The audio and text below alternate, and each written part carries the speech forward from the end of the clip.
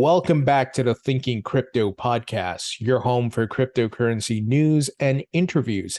If you're new here, please hit that subscribe button as well as the thumbs up button and leave a comment below. If you're listening on a podcast platform, please give me a 5-star rating. You can, of course, catch the podcast on all platforms, Apple, Spotify, you name it. And don't forget to also sign up for my free weekly newsletter on Substack, guys. It's 100% free. No spam. Be sure to check it out. Link in the description. All right, guys, we got some breaking news. Solana wallets are facing an ongoing exploit with over $5 million stolen so far.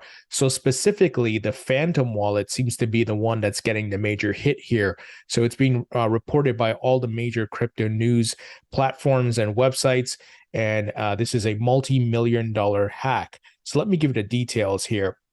The Solana ecosystem appears to be the victim of crypto's latest exploit, with users reporting that their funds have been drained without their knowledge from major internet-connected hot wallets, including Phantom, Slope, and Trust Wallet. Several Solana addresses have been linked to an attack so far, with those wallets draining at least $5 million of SOL, SPL, and other tokens from unsuspecting users. The attack is still ongoing. So this is not great news. If you have Solana in any of these wallets, I suggest you move it off immediately. Probably stop listening to this podcast and watching the video, and go and move your tokens off immediately. Put it on a hardware wallet or move it to a trusted exchange for the time being. But it shows, guys, we still have ways to go to really protect a lot of these wallets and make them unhackable, so to speak. And that's going to come with further iterations of these wallets and these platforms and so forth. And, you know, some people may come and say, well, you see, you can't trust crypto. This is going to happen. Well, guys, I was around for Web 1.0 in the .com boom, and I saw a lot of exploits. I did some of those exploits. I won't say what I did, but I was part of that. And guess what? Future iterations were, put out that really prevented those things from happening again. And these hacks are really going to help folks to be able to fortify and build better versions of their wallets and so on and so forth. But it really sucks, obviously, for people to lose their money. So this is not good. And we'll see what the damage is by tomorrow, and hopefully they can stop the exploit, because right now it's just over $5 million. Let's hope it doesn't get higher. So once again, if you have some SOL tokens and any of these wallets, specifically the Phantom, the Trust, and the Slope wallets, get it off ASAP, guys. So be sure to do that. Let me show you what the folks at Phantom tweeted out. They said, "We are working closely with other teams to get to the bottom of a reported vulnerability in the Solana ecosystem. At this time, the team does not believe this is a Phantom specific issue. As soon as we gather more information, we will issue an update." So, boy, is this bad. Now, we got news that Michael Saylor has stepped down from MicroStrategy as CEO. This is big news, guys. Remember, he's like the biggest Bitcoin bull ever. This man took some huge bets personally and for his company. Obviously, there's more risk on the company side because it's a publicly traded company. But I don't want to, look through the lens of negativity with this, because it's easy to go that direction. We're in a bear market. He steps down. We know that if Bitcoin's price hits a certain amount, it could trigger, some defaults here on the loans and all the other stuff they have going on. But let me share some of the details here with you guys. MicroStrategy announced on Tuesday its founder and CEO, Michael Saylor, will step down from the top job and take a new position as executive chairman, focused on the company's Bitcoin strategy. Feng Li, the company's president, will take over in the CEO role. MicroStrategy reported quarterly results that were light of Wall Street estimates on Tuesday, with revenue coming in at $122.1 million against expectations of $126 million. Losses in the quarter totaled $918.1 million, with $917.8 million attributable to the company's Bitcoin holdings. That's a pretty big loss, right, guys? But, this bet that he has taken will pay off in the long term if they're able to survive it with the bear markets, that is. In a statement, MicroStrategy said Saylor will focus primarily on innovation and long-term corporate strategy while continuing to provide oversight of the company's Bitcoin acquisition strategy. Here's a quote: "As executive chairman, I will be able to focus more on our Bitcoin acquisition strategy and related Bitcoin advocacy initiatives, while Fong will be empowered as CEO to manage overall corporate operations," Saylor said in a statement. Now, on its face, this could look like he got demoted, right? And that, things are not going too well, so we got to get him out of the driver's seat as a CEO and put in someone else. Look, that is very plausible, I think, but once again, I don't want to look at this too much as a negative because we don't have all the details. It could be he did this on purpose and to move into that role so that he doesn't have to be, how should we say, distracted or deal with the obligations of being a CEO, but he can focus more on Bitcoin. Or he got demoted, right? There's multiple scenarios here. We'll see what happens, but I think we got to give this time to see how it plays out and what's going to happen with MicroStrategy. I certainly don't wish them any bankruptcy or defaults or anything like that. I wish them the best. I do want to see them succeed, but certainly Michael Saylor took a very, very big bet, a very risky one, in my opinion. It's not a problem to add some Bitcoin to your balance sheet. I think that makes sense. Look at Tesla. They added and they even sold some, right? And that actually boosted their company revenue and their books. It made it look good. Maybe MicroStrategy should have did the same thing. But, Michael Saylor has been kind of writing checks saying, I'm never going to sell. I'm never going to, you kind of don't want to say that, right? He should have said maybe, hey, we have a long-term hold bag, and then we'll probably flip some of the Bitcoin, if things get bad in the recession and so on and so forth. That would have been a more logical thing to say, but he's gone to the extreme saying we're never selling. And he was making, certain statements last year, which I did not agree with. He's like, sell your house and mortgage your house and whatever, and go use that money to buy Bitcoin. I think that's definitely bad advice. Only invest what you're willing to lose. So at the end of Q2, the carrying value of MicroStrategy's digital assets comprised of approximately 129,699 Bitcoins was $1.988 billion, which reflects cumulative impairment losses of $1.989 billion since acquisition, and an average carrying amount per Bitcoin of approximately $15,326, the company's statement said. The original cost basis and market value of MicroStrategy's Bitcoin were $3.977 billion and $2.45 billion respectively, which reflects an average cost per Bitcoin of approximately $30,664 and a market price for Bitcoin of $18,895.02 respectively. So, once again, I hope things go in the right direction for him. I think we'll have to see how this plays out. If, things go under for Saylor and MicroStrategy, it's definitely not good for the market. Can you imagine if there's like a event that happens to MicroStrategy that happened to Voyager and to Celsius and so forth? That would be very bad. I hope it doesn't happen, guys, because remember, the market moves with Bitcoin. Bitcoin goes up, altcoins move with it. Bitcoin goes down, the altcoins move down as well. So even if you don't hold any Bitcoin, you don't want black swan events and these really bad catalysts to drive the price even further down. We don't want that to happen. So this is something we should keep an eye on, though. It is a risky time for Michael Saylor and MicroStrategy. Now, The merge will not lower Ethereum transaction fees. Layer 2s keep gas fees in check, but an expanded ETH ecosystem may struggle to affordably process transactions. So Ethereum moving to 2.0 proof of stake doesn't seem like it's going to solve the gas fees, which are ridiculous. And I don't know when they're going to get this right, but if they're not able to fix it, other blockchains like the XRP Ledger, Cardano, Algorand, and so forth are going to take Ethereum's lunch. It won't happen overnight. It may happen over years, but if they don't fix the transaction fee problem, they're going to lose market share.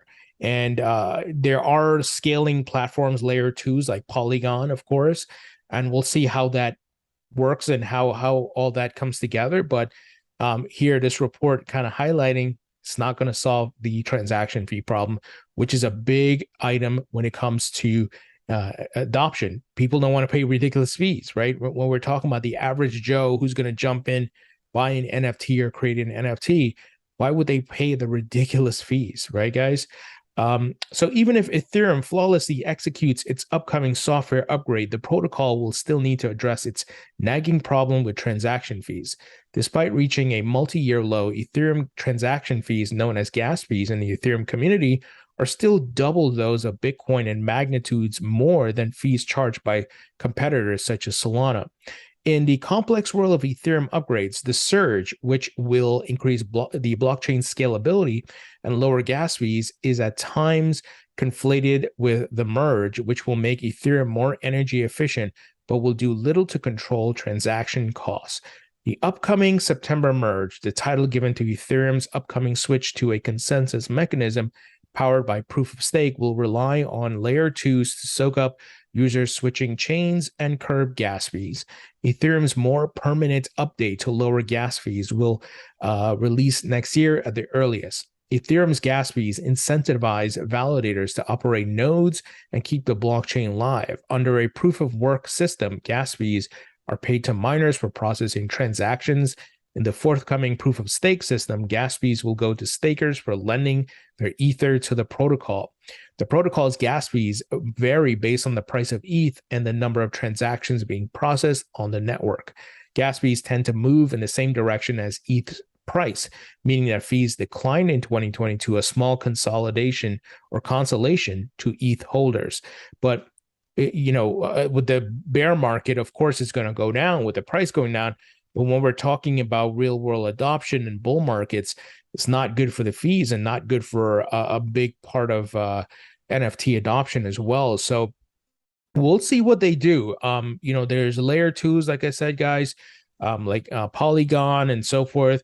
We'll see if it's able to help, but they've definitely got to fix this. And I'm predicting it now. If they don't fix this in at least a few years, they're going to lose a lot of market share to, once again, the likes of Algorand, Cardano, XRP Ledger, and so forth, blockchains that are much faster and have lower fees and higher transactions per second, can handle more transactions per second. So, something to be aware of. Now, am I dumping my ETH? No, but I'm certainly going to be selling, as we head back into the bull market and to, kind of flip and make a profit. And I am staking ETH too, but am I building on ETH? No, I will be building NFTs on maybe Cardano, the XRP Ledger, and so on and so forth.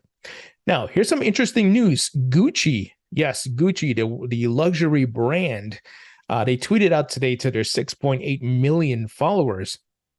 They are now accepting ApeCoin payments via BitPay. They said select Gucci boutiques in the USA expand the range of cryptocurrencies available for in-store purchases. Yet another step in the house's exploration of Web3. Interesting. Look, it's adoption. I don't really care for ApeCoin. Some of you may have it, but we'll see. We'll see if people actually use ApeCoin to buy stuff. But this is the future. There are going to be different currencies that are accepted, and a lot of these services and merchant services like BitPay will allow for that. So it is adoption. Nevertheless, I'm not hating, but I don't care for ApeCoin. Now, guys, something I've been talking about for a long time, And you guys know I got the receipts. It's on the podcast. It's on the YouTube channel, of course.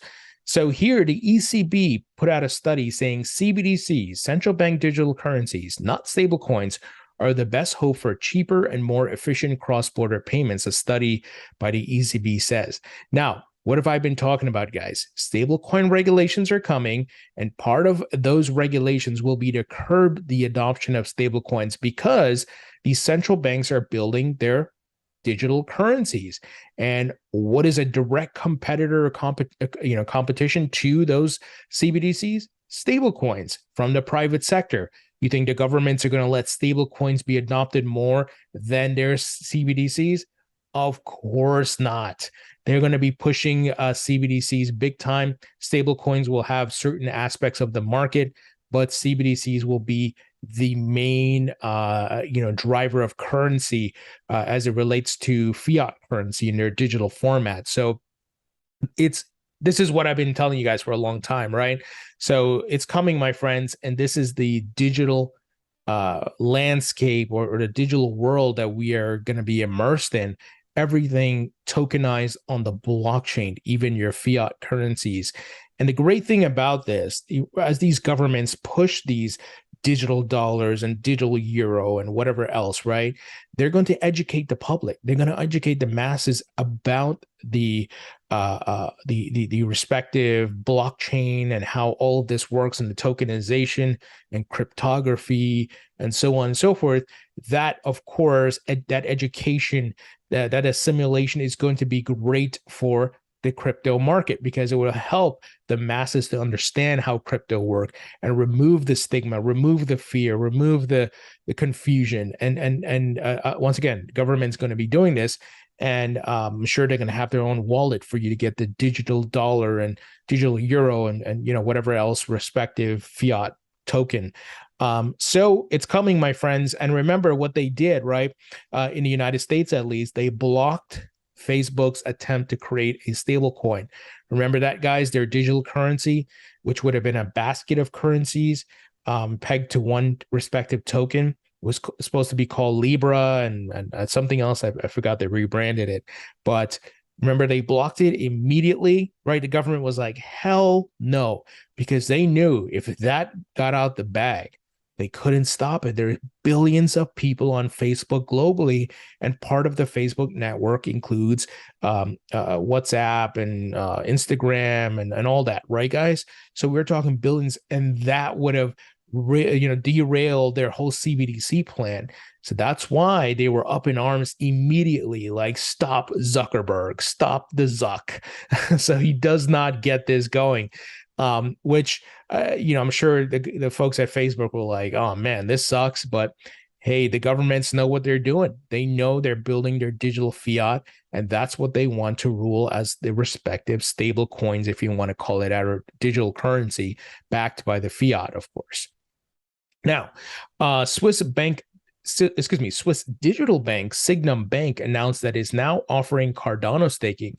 So we're seeing more institutional products being built, or more institutional crypto products, I should say. Yesterday, we talked about Coinbase Prime offering Ethereum staking to institutional investors. So a lot of the things that you guys have access to as retail, doing Cardano staking and Ethereum staking are now being built for institutions. That is great, guys, because institutions, of course, have way more money than retail. And given the current economic situation where banks don't even give you any type of interest, it's bullshit, right? It's like so minimal that it's not even worth it. Well, they're going to look to park their money in assets that are going to give them a good return. And staking is a great one. It's pretty low risk when you think about it. And you put it on some of these trusted blockchains that have been around for a while, have a global presence like Cardano, Ethereum, Algorand, and so forth, and you can earn rewards. That's what I'm doing. I'm sure many of you as well, and earning passive income. Now, finally, Robinhood's crypto division fined $30 million by the New York financial regulator. The online broker said last year it expected the fine following a 2020 investigation. Now, this is just a pothole in the road for them. It's It's nothing. $30 million to Robinhood is nothing. But it looks like they failed to do some compliance here. Let me give you the details. The New York State Department of Financial Services fined the crypto trading unit of Robinhood $30 million for alleged violations of anti-money laundering and cybersecurity regulations. The Wall Street Journal first reported on the fine on Tuesday. Here's a quote: "As the business grew, Robinhood Crypto failed to invest the proper resources and attention to develop and maintain a culture of compliance, a failure that resulted in significant violations of the department's anti-money laundering and cybersecurity regulations." So nothing to be concerned about here. This is just, kind of get your books in order, get your house in order here. Here's a fine. Once again, this is like a drop in the bucket for Robinhood. But Robinhood is also, I think, in the crosshairs of FTX and Sam Bankman-Fried. I think Sam wants to buy Robinhood. We see he took a stake in them, and Robinhood's making a big push to get crypto integrated into their platform, even listing more tokens and so forth, because they know what's coming. There's a lot of money to be made here. We haven't hit full mass adoption yet. So certainly, things are expanding, and this is just a bump in the road for them here. Well, my friends, that's the news. Once again, Solana hack happening right now. Get your tokens off any of the wallets. That includes Phantom, Slope, and Trust. Get it off ASAP, guys. Hopefully, some of you guys who are maybe using those wallets, hopefully you didn't have a lot of money in there, and hopefully you didn't lose your money. It sucks to see that your funds drained.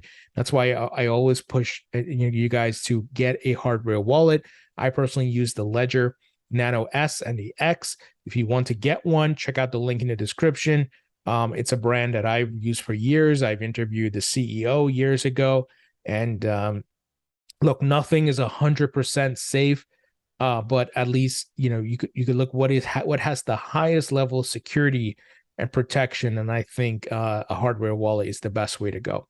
All right, guys, let me know what you think. Leave your thoughts and comments below. Hit the thumbs up button, share this video, and I'll talk to you all later.